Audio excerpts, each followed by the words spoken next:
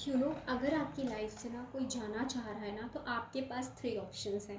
पहला, खुशी खुशी से जाने दीजिए कि ठीक है, हम लोग अब मूव ऑन कर लेते हैं, चीज़ों को अब ख़त्म कर देते हैं।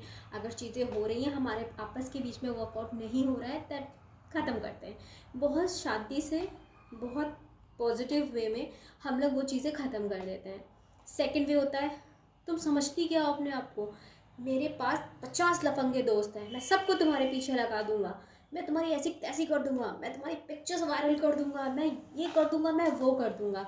एंड थर्ड वन, जो तीसरे वाले होते हैं, वो होते हैं जो आपस में मेच्योरिटी के साथ, अच्छा ठीक है, हम 2 साल साथ रहे, 3 साल साथ रहे, 4 साल साथ रहे, हमारी आपस में नहीं बन रही है, हमें ऐसा लग रहा है कि हमारे आपस में शायद आगे नहीं भी बन पाए, तो मेच्योरिटी के साथ उस रिश्ते का दी एंड कर देते हैं कि चलो कोई बात नहीं, ये रिश्ता हम, हाँ शायद हम लोग एक दूसरे के लिए ठीक नहीं थे, परफेक्ट नहीं थे, चीज़ें वर्कआउट नहीं हो पाई, तो चलो इसको हम लोग यही ख़त्म कर देते हैं।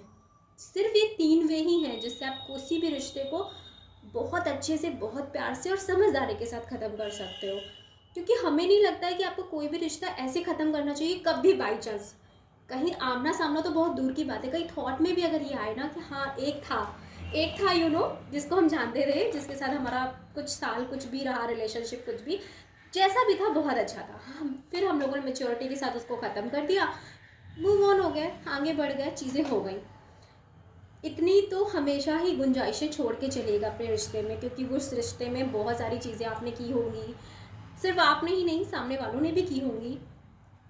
इतनी चीज़ें हमेशा पीछे छोड़ के चलिए कि अगर बाई चांस वो कभी मिल गया या उसका थॉट भी आया, तो स्माइल आए फेस पे, ये ना हो हाँ एक था या एक थी जिन्होंने ऐसा किया।